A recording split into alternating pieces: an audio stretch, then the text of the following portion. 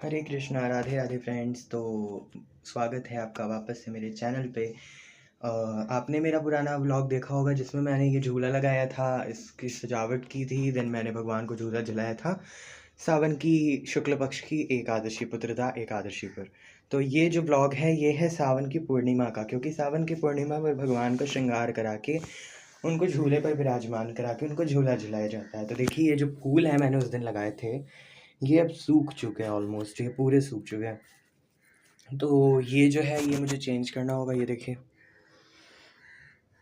तो ये चेंज करना है। उसके बाद देखिए भगवान का जो श्रृंगार है इसे बदलना है एंड साफ़ सफाई करनी है। उसके बाद थोड़ा और डेकोरेशन, ये सब मतलब बहुत, मेरे पास ज़्यादा एरिया नहीं है तो फिर ज़्यादा डेकोरेशन नहीं हो पाता। तो फिर भी मैं, मुझसे जितनी हो पाती है मैं उतना करता हूँ, लेकिन फिर भी ये थोड़ा कम है। अभी जन्माष्टमी भी आने वाली है तो जन्माष्टमी का भी व्लॉग आप लोगों को मिलेगा। जन्माष्टमी पे कुछ ज़्यादा ही डेकोरेशन करनी है, लाइक झूमर वगैरह लगाना है या फिर लाइट्स वगैरह वगैरह, झांकी लगानी होगी। तो ये जो है हमारा झूला है, ये आप देख सकते हैं। ये लकड़ी का झूला है, प्योर लकड़ी का।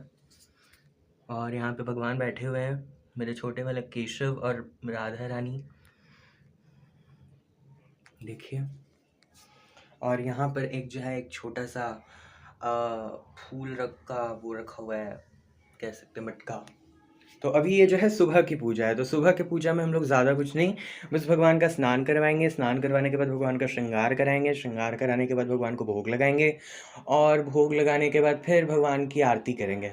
उसके बाद जो है दोपहर के समय ये जो सारे फूल हैं इनको हम लोग चेंज करेंगे। ये जो फूल हैं इनको बदल के ताज़े फूल लगाएंगे। उसके बाद फिर शाम के समय भोग बना के, कुछ भोग भगवान को प्रिय भोग बना करके फिर उनको भोग लगाएंगे। क्योंकि उसके बाद मेरे यहाँ देखिए रोज़ अनाज का भोग नहीं लगता, क्योंकि यहाँ पे मतलब मेरे घर में ऐसा नहीं है कि लोग प्याज लहसुन नहीं खाते हो, मेरे घर में सब खाते हैं।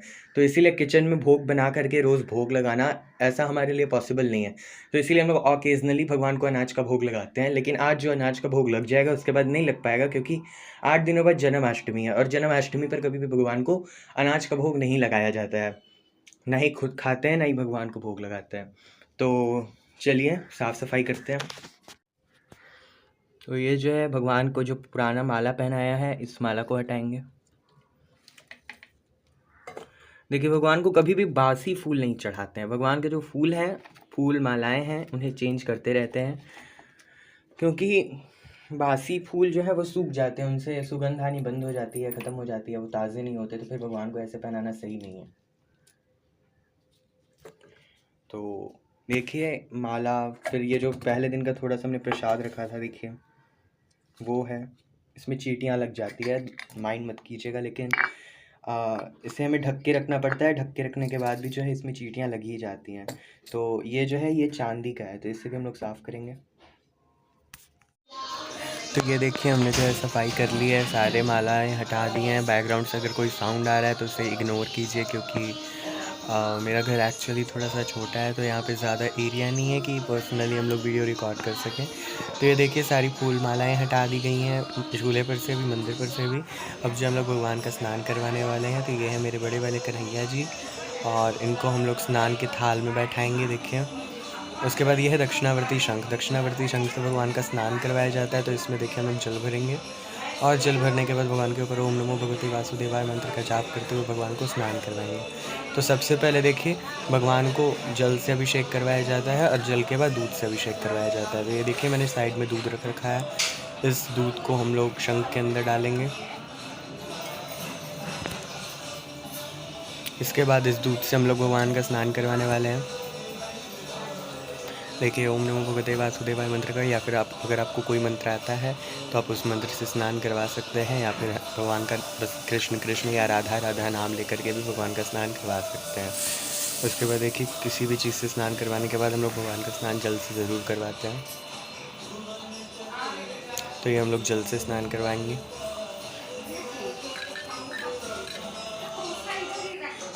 तो देखिए अब जो है भगवान का स्नान और श्रृंगार हो चुका है। ये मैं छोटे वाले गोपाल जी का स्नान का वीडियो रिकॉर्ड नहीं किया था, क्योंकि साथ में बाल राधा रानी का भी स्नान होता है, और बाल राधा रानी का स्नान कभी भी ऐसे वर्चुअली नहीं दिखाया जाता, या फिर कभी किसी को दिखाया नहीं जाता है, क्योंकि बाल राधा रानी स्त्री है, तो फिर उनको। लेकिन एक देखिए, एक ऐसा मिथ है कि पुरुष जो है वो श्री राधा रानी का श्रृंगार नहीं करते, क्योंकि हर जगह पे राधा रानी का श्रृंगार जो है पुरुष ही करते हैं। बरसाने में राधा रानी का जो मंदिर है उसमें आप देख सकते हैं कि जो पुरुष होते हैं, जो पुजारी होते हैं, वही श्रृंगार करवाते हैं। आप घर पे भी अगर आप सेवा करते हैं तो आप श्रृंगार करा सकते हैं, ऐसा कोई रिस्ट्रिक्शंस नहीं है। तो ये देखिए हमने भगवान को स्नान करवाया है जल से। इसके बाद ही हम लोग मालाएँ चढ़ाएँगे।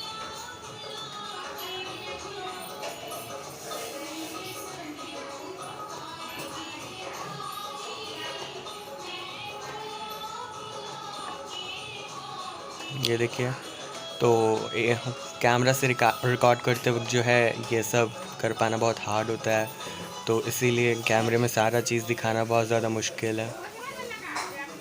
उसके बाद देखिए हम लोग भगवान को तुलसी पत्री चढ़ाएंगे। तुलसी पत्री चढ़ाने के बाद ही भगवान को भोग लगाया है। तो ये पेड़े का भोग है, और ये ड्राई फ्रूट्स का भोग है, मखाने, किशमिश, मिश्री है। उसके बाद देखिए अब हम लोग जो है भगवान को घंटी बजाएंगे, क्योंकि इसके पीछे भी एक कथा है। भगवान को जब भी भोग लगाते हैं तो घंटी या ताली ज़रूर से बजाते हैं। उसके बाद देखिए हम लोग भगवान को दीप दिखाएंगे, क्योंकि ये जो है पूजा का मेन पार्ट है। हर एक पूजा में दीप जलाना बहुत ज़रूरी है। ये आप शुरू में भी जला सकते हैं, आखिर में भी जला सकते हैं, जैसे भगवान के श्रृंगार में भगवान को दिखाया जाए दीप, जिससे भगवान को नज़र ना लग जाए और भगवान की आरती होती है। अब देखिए अब जो है हमने पूजा कर ली है। अब हम लोग जो है यहाँ पे भगवान को चबर ढुलाएंगे। तो इस प्रकार से हम चबर ढुलाते हैं, इससे भगवान को थोड़ी शीतलता प्रदान होती है।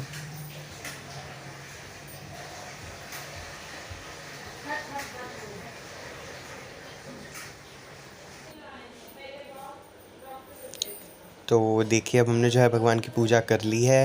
ये भगवान का आप दर्शन कर लीजिए। देखिए भगवान ने मालाएँ पहन ली हैं, फूल चढ़ गए हैं, तुलसी पत्र चढ़े हैं। फिर ये देखिए भगवान का इतना सुंदर श्रृंगार हुआ है, आप सब दर्शन कर सकते हैं। ये देखिए भगवान श्री विष्णु के चरण चिन्ह हैं। आप में से बहुत सारे लोग गया जी के बारे में जानते होंगे, जहाँ पर भगवान विष्णु ने गयासुर नाम के असुर का संहार किया था, उद्धार किया था, जिसके बाद भगवान श्री विष्णु के चरण चिन्ह वहाँ पर रह गए थे। यहाँ पर पिंडदान का बहुत बड़ा महत्व है। तो उसके बाद देखिए अब हम लोग जो है दूध लेकर के मंदिर जा रहे हैं, क्योंकि आज सावन का जो है आखिरी दिन है, और सावन के पूरे महीने में लिए मंदिर जाना पॉसिबल नहीं था। तो अब देखिए अब हम लोग जो है श्री विष्णु महादेव भगवान जी पर दूध चढ़ाएंगे। ओम नमः शिवाय नमः मंत्र का जाप करते हुए दूध चढ़ाने के बाद हम लोग से जो है जल से भी अभिषेक करेंगे, क्योंकि हमें हमेशा किसी भी चीज़ से अभिषेक करने के बाद जल से अभिषेक करते हैं। उसके बाद देखिए हमें राधा कृष्ण हैं यहाँ पर मंदिर में, जिनका भी श्रृंगार हुआ है, क्योंकि सावन के आखिरी दिन है। उसके बाद ये देखिए माता रानी है। माता रानी का इतना सुंदर श्रृंगार हुआ है, पूरा मंदिर सजा हुआ है, अति अच्छा दृश्य, मनमोहक दृश्य है। ये देखिए रास लीला चित्र है, यहाँ पे झूले थे, एक आपने देखे होंगे अभी। फिर ये देखिए अब हम लोग जो है शाम की पूजा की तैयारी कर रहे हैं। तो ये जो है हमारे पास फूल और मालाएं हैं, इससे हम लोग जो है पूरे मंदिर को सजाएंगे।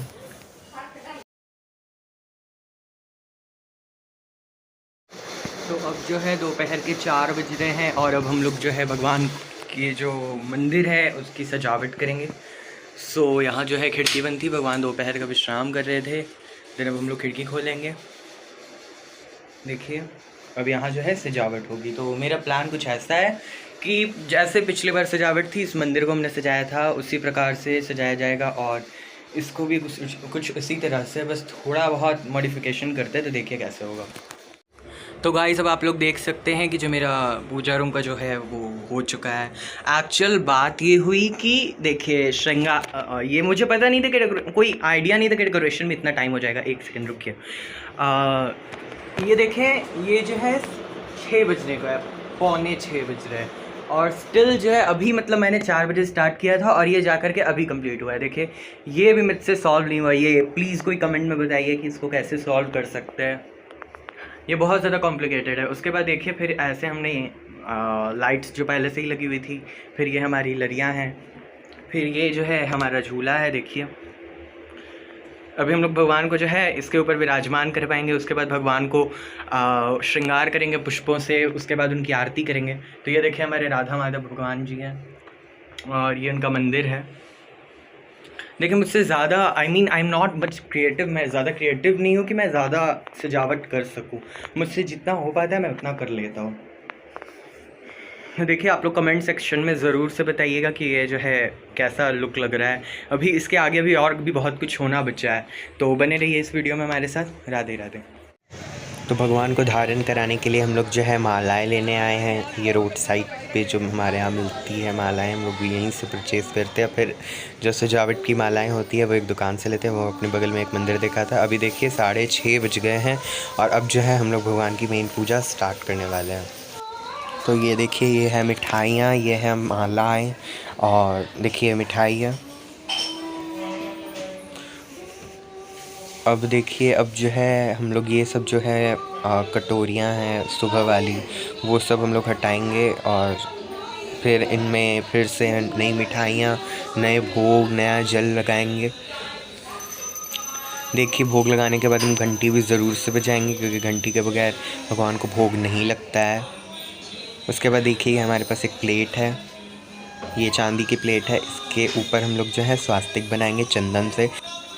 तो ये जो है अब हम लोग यहाँ पे आप जो है रोली से भी बना सकते हैं, कुमकुम से भी बना सकते हैं, आपकी मर्ज़ी पर है। मेरे पास चंदन था, मेरे पास रोली भी है, कुमकुम भी है, लेकिन मैंने चंदन प्रेफर किया क्योंकि मुझे नारायण की पूजा में चंदन का इस्तेमाल करना अच्छा लगता है। और नारायण की पूजा में मोस्टली जो है चंदन का ही इस्तेमाल होता है, आप लोग सभी जानते ही होंगे।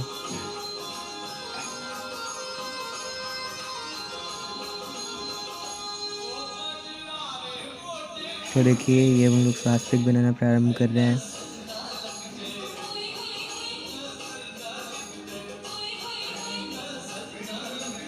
स्वास्तिक बनाना तो आप सभी को आना ही चाहिए, क्योंकि बिना स्वास्तिक के आप आरती की थाली कैसे बनाएंगे, क्योंकि आरती की थाली में स्वास्तिक का ही उपयोग किया जाता है, स्वास्तिक ही बनाया जाता है। तो आई एक्सपेक्ट कि आप सब ये जानते होंगे। अगर आपको नहीं आता तो कमेंट्स में बोलिए, मैं आपको स्वास्तिक बनाने के ऊपर एक पर्सनल वीडियो दूंगा। आप यहाँ पर से भी सीख सकते हैं, क्योंकि मैंने बनाते हुए दिखाया है। उसके बाद देखिए हम लोग इसके ऊपर अक्षत रखेंगे, क्योंकि स्वास्तिक को कभी भी खाली नहीं रखते हैं। तो ये देखिए अब हमने जो है कुछ फूल लिए हैं, क्योंकि हम लोग फूल से भी इस आरती की थाली पर लगाएंगे। उसके बाद ये जो हमने कुछ मिट्टी के दिए बनाए हैं, इसको भी हम लोग थोड़ा सा सजा देंगे, क्योंकि दियों से जो है पूजा का जो ग्लोरी है, जो लुक है, वो बहुत ज़्यादा अच्छा हो जाता है। देखिए अब हम लोग झूले के दोनों साइड लगाएंगे। ये देखिए अब हमने पूरी सजावट कर ली है। अब हम लोग बस भगवान का पूजा करने वाले हैं, भगवान की पूजा करने वाले हैं। तो ये देखिए अब जो है हमने झूले के आसपास में दिए लगा दिए हैं। देखिए कितना सुंदर झांकी लग रहा है। और इसके बाद देखिए हमने इसके ऊपर श्री राधे कृष्ण को बिठाया है, क्योंकि हमारा झूला में इतना साइज़ है हमारे झूले का कि हम लोग इस पर राधे कृष्ण को बिठा सकते हैं। ऐसे कोई कंपलसरी नहीं है, क्योंकि युगल सरकार जो है साइज़ में थोड़े बड़े होते हैं, उनको झूले पे बिठा पाना पॉसिबल नहीं होता। तो इनके लिए स्पेशली मैंने इतना बड़ा लकड़ी का झूला बनवाया था, जो कि इनके लिए ऑलमोस्ट सूटेबल होगा। उसके बाद देखिए मैंने इनको मालाएँ चढ़ाई हैं। मालाएँ चढ़ाने के बाद फूल, तुलसी पत्र, गुलाब का फूल वगैरह चढ़ाया है। उसके बाद देखिए दिया जलाया, धूप अगरबत्ती जलाई है। ये जो है मेरी आरती की थाली है, क्योंकि भगवान को झूला झुलाने से पहले दीप दिखाते हैं।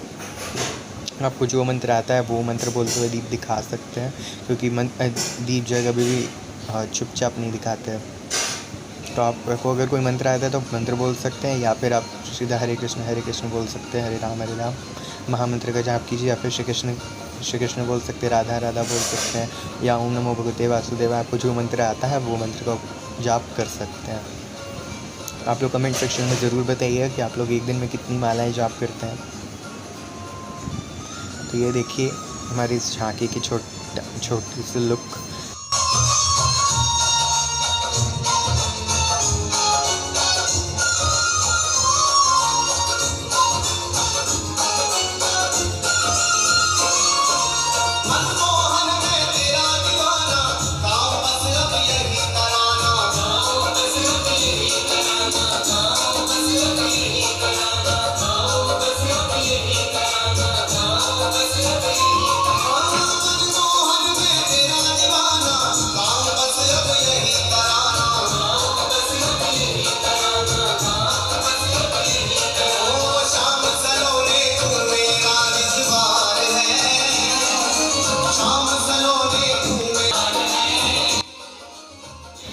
तो अब हम लोग भगवान को झूला झुलाएंगे। तो ये देखिए, ये मैंने एक फूल की लरी लगा रखी है, इसके आगे एक कील थी, उसके ऊपर इसको अटैच करके हमने भगवान को झूला झुलाया है। तो देख सकते हैं आप लोग भगवान कितने सुंदर लग रहे हैं, कितना अद्भुत दृश्य है भगवान का।